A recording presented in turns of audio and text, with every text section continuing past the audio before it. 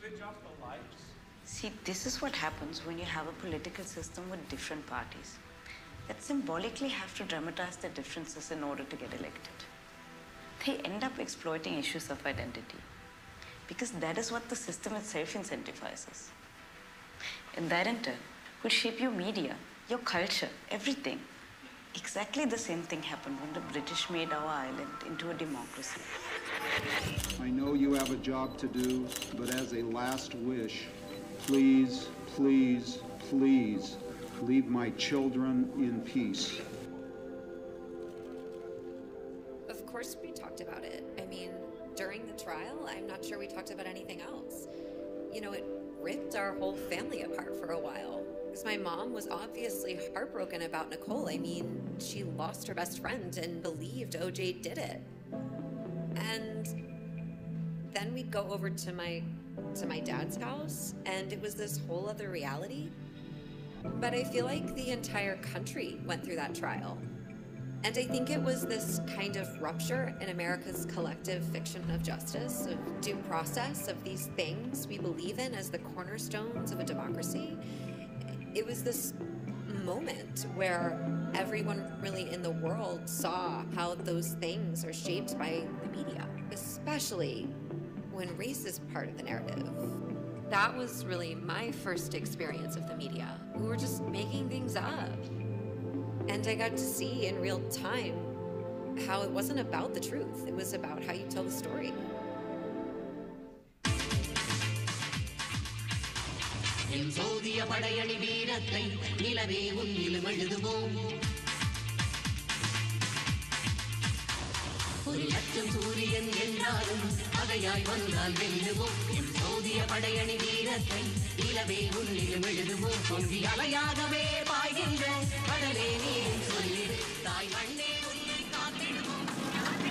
You say that history will inevitably lead to liberal democracy.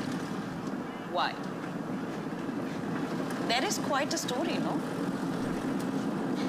If you see one political system as natural and try to impose it on all of us, that is a fundamentalist ideology. History is so much more complex than this linear idea of progress. That is why we invited you here, so that you can see the new society we are building with your own eyes, not through Western propaganda.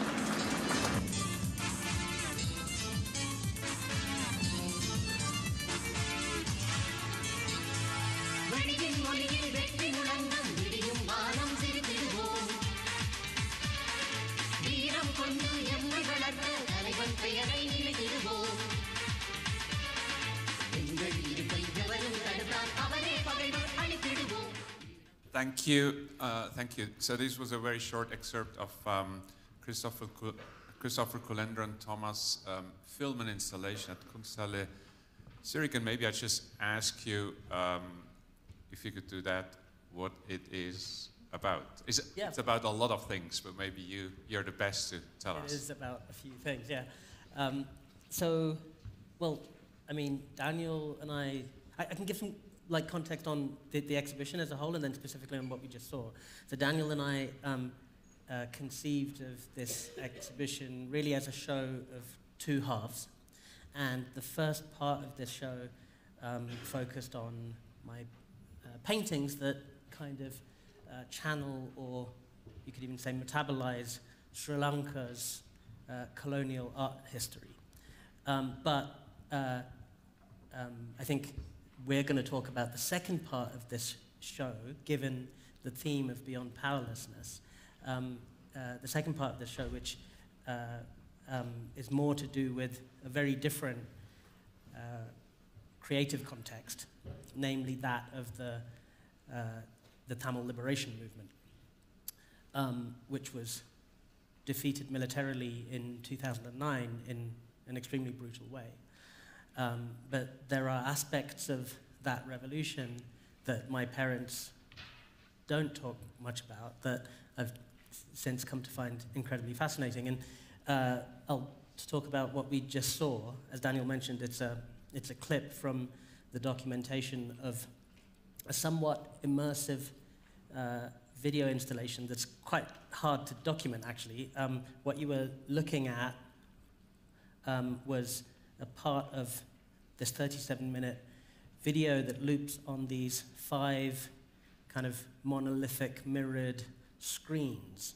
And when you're watching those screens, from time to time, you also see reflected through the image a large projection that's actually behind you with footage from a particular forest that was planted by the Tamil liberation movement. And so the kind of image in front of you kind of combines things that are in front of you, things that are behind you, and reflections of sculptures in the space that combine in different ways depending on where you are in the space. So the experience of it is always a little bit different, not least of all because parts of the film itself are algorithmically auto-edited with footage that's continually scraped live from the internet. And those parts of the film are narrated by an avatar that that's based on a language model that my collaborators and I have trained on an inhumanly extensive reading list. And that avatar often comes up with things that are kind of heartbreakingly beautiful and perceptive. But I never know what it's gonna say. And this is all by way of narrating a kind of lost history of technology in the story of how the Tamil liberation movement attempted to build an alternative internet. I think that's worth talking about for 1 minute. Right? Yeah. So, when you would visit the exhibition, you would see the finesse and the way I would. You're more immersed in it, but what it tells this story about the history of the Tamil liberation movement, but at the same time also about how this history can be written or is written now through the new technologies. So it is a very multi-layered work, but before you would enter that installation, so there are more images. That's how it looks like. And I wanted to ask you to say a few words about that part of the show. So before you would enter the installation, the film installation, you would encounter these ceramics and then these strange figures, and here we go with some more images, and also these masks. So can you say something about that part of the show? What is the idea behind it? So these are works by Ananka Parinthanavaikal in Kanalaram, and they're remakes of artworks that were made as part of the Tamil Revolution. And like I kind of hinted at before, the art of that revolution was coming from a very different kind of art historical precedent to the, you could say, colonial art history that has since come to dominate on that island.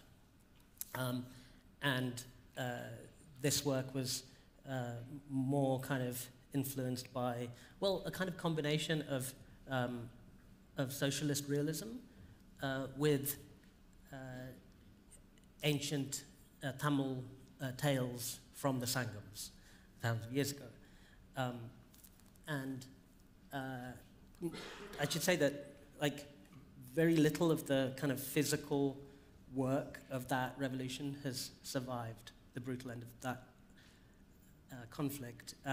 So how these come about is that I collaborate with a number of Tamil diaspora friends and collaborators who, like many of whom fled the very end of that conflict. My family left the very beginnings of that violence, but my collaborators, many of whom who are younger than me, left the very end of that conflict, and they're now kind of all over the world.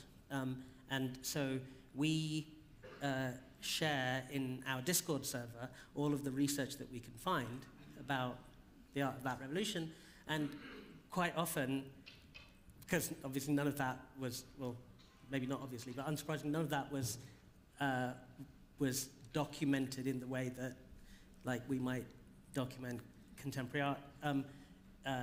Like, quite often, it might be a photo that we find in some auntie's shoebox under a bed somewhere, and so we make new works that are kind of inspired by the work of that revolution, and we're kind of organized as this kind of, like, I suppose, somewhat decentralized collaboration, in that we have what's called a multi-sig wallet, which is the kind of, if anyone's into sort of crypto here, you might know that as the sort of simplest tool of a DAO, a decentralized autonomous organization. It's a way of collectively managing a treasury, and the idea is that even people that we don't know who are interested in extending the legacy of this somewhat lost art history can just get in our Discord and contribute to sort of collectively authoring this group artist. So we're talking about agency, and Rasha and Koya didn't have the same opinion about the agency of artists today, but there you can see, I think, something that is maybe the third way, in the sense that you're recreating the art that has been cancelled or deleted because it's an art, as you could see in former Soviet Union, it is an art that is related to the identity of a country, of a nationhood, of a homeland, and in order to get all of it destroyed, you also destroy the history, and you destroy the art. So you're rebuilding somehow, and that's why we called it archiving the future. If you rebuild the past, you gain a certain form of agency. And it's a really fascinating history, right? The Liberation Tigers of Tamil Eelam attempted to build a new internet, inspired by, or kind of informed by, an understanding of the forest as a form of superintelligence. And rather than the kind of default Western idea of intelligence as uniquely human, I think that kind of like idea for this new internet was based on the idea that all intelligence is artificial. And when Sri Lanka got its first internet service provider in 1995, the government censored all the media on the island, but didn't know how to censor the internet. And so the Liberation Tigers of Tamil Eelam immediately saw the potential of this new technology of the World Wide Web, not just to circumvent that censorship, but also to coordinate the Tamil diaspora around the world. And they built a distributed identity protocol that ended up being the basis of a kind of parallel economic system amongst the diaspora around the world. And that identity system determined access to the autonomous state of Tamil Eelam. In a way, it was a kind of attempt at a sort of proto-network state, in a way. And this is like, I mean, this stuff is so different to what the mainstream of Silicon Valley was doing in the mid-90s, but I think more related to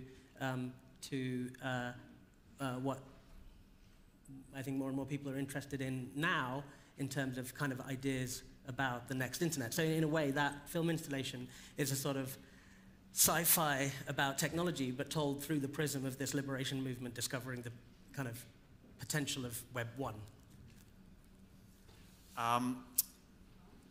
Time is moving. I've got one question, but I hold it back for the moment because well, first of all, you answered part of it, of this, how can you go beyond powerlessness? But I think it would be, I would like to open it to you if you have questions. If somebody has a question for Christopher, please raise your hand.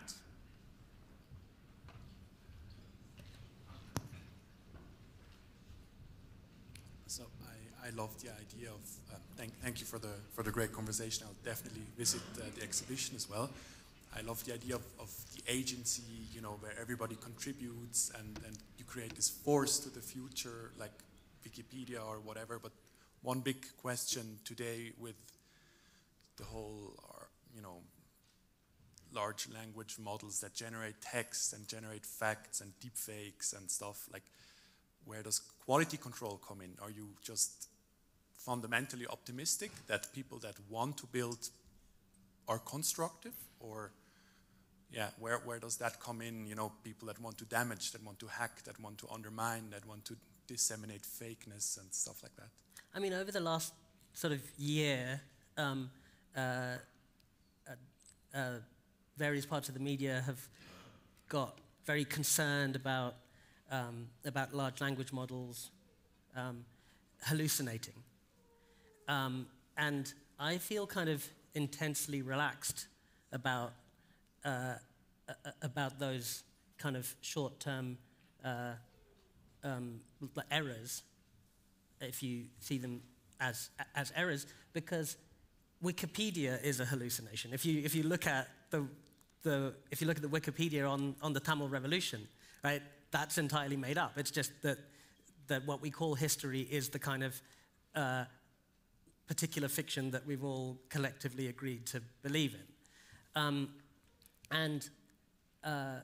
You know, in terms of the particular kind of lost histories, as it were, that I'm interested in, it's very hard to know what actually happened, because, like many things around the world now, I think, that particular conflict was a very polarizing one, a very divisive one, and there's no consensus on the truth of that conflict, right? And I certainly am not. I mean, this work that we've been talking about, the film installation, is certainly not a documentary. It's my own kind of hallucination of the things that I remember hearing about growing up, and things that my parents wouldn't talk about, but that I later found out about, and this kind of thing. So for me, the thing that's really interesting about these histories that didn't get to play out is that they're also a way of glimpsing an alternate possible reality, right? And you know, growing up, being Tamil, like, your identity as a Tamil person after 2009 became entirely determined by the tragedy of how that conflict ended. The horror of the ethnic cleansing that ended that war. And I hear from a lot of Tamil people, maybe of my generation and younger, something that echoes kind of how I feel about this, which is that that we don't necessarily want our identity as Tamils to be entirely determined only by the horrors of that conflict. And so, like, these kinds of histories that didn't get to play out, for me, are a kind of way of glimpsing. I mean, they're a kind of sci-fi in a way as well, right? They're a way of glimpsing a sort of alternate possible reality. But when I listen to you, it sounds as if everything was arbitrary, you know, the whole recording, the history. But isn't there an international consensus what happened then? It was a genocide, period. Yeah, I think so. But the idea of an international consensus is a complicated one, right? Because that's also a very good description of empire. On this particular issue, I completely agree with you. It was ethnic cleansing that could be described as a genocide, yes.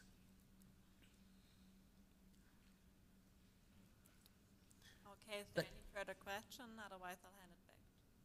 I mean, there's something about the beyond powerlessness theme that I think we could talk about the theme of beyond powerlessness, maybe. Yeah, so my question would be, as you heard, is Christopher comes from a country that doesn't exist anymore, or a homeland that has gone, and as most of us never, I suppose, never went through that. We all have more or less our homeland, and I think that's an ultimate experience of Ohnmacht, of being powerless if you lose your home, if your homeland is deleted.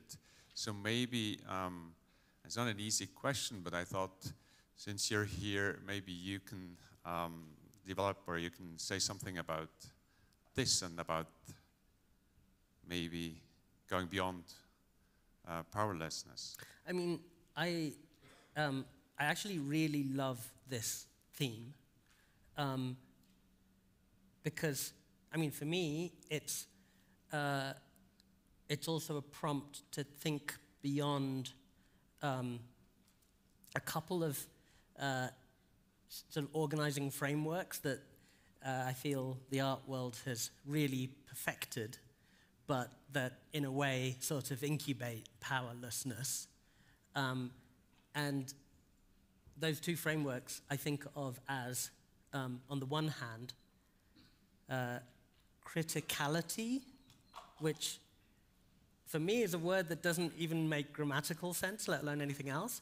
But, you know, I mean, like, there's always an implied critique in doing something differently. And I think you have that in many other fields, from architecture or music or technology or like gaming or whatever. There's always this implied critique in making something that works differently, in building something different, right? But when you have a value system that rewards critique for its own sake, then you can end up kind of feeling like you're doing something to quote unquote make a difference when you're really not. And I think that can combine in a kind of poisonous way with the other sort of currency that I feel makes the art world go around these days, which is identity. And I feel like these days, artists are highly incentivized by the art market to kind of perform a sort of authenticity to our minority identities in the most kind of simple and legible way possible. And the problem with that, I think, systemically, is that we end up with a very reduced set of possibilities for who we can be. In a way, contemporary art has kind of remade the Victorian fair from a couple of hundred years ago, where you have a parade of people kind of performing their exotic identities. And so one of the things that really excites me about the challenge of this theme of beyond powerlessness is that, for me personally, it comes with a kind of obligation to inhabit the complexities of where I'm from in a way that can open up those ambiguities and contradictions and multiply those possibilities rather than simplifying them. Yeah, thank you. And that's actually the experience you had in this film that we saw at the very beginning, where you see Manmahal. No. Asmina. Kim Kardashian. Yeah, right. Where you Daniel doesn't forget the name of a member of the female division of the Liberation Tigers of Tamil Eelam. He forgets the name of Kim Kardashian, obviously. Yeah, so where you see Kim Kardashian talking, so it was deep fake. It wasn't her. It was all artificial. So that's the space that he talks about. Things get very complicated in that finesse. You think you see the person and you see somebody talking about the real thing and everything, but it's all deep fake. So I think that's where exactly that criticability, whatever it is called in English, is played against itself, and that's where it gets ambiguous and provocative. And that's why we get along so well, but that's a story. 3? Okay, thank you very much, Christopher.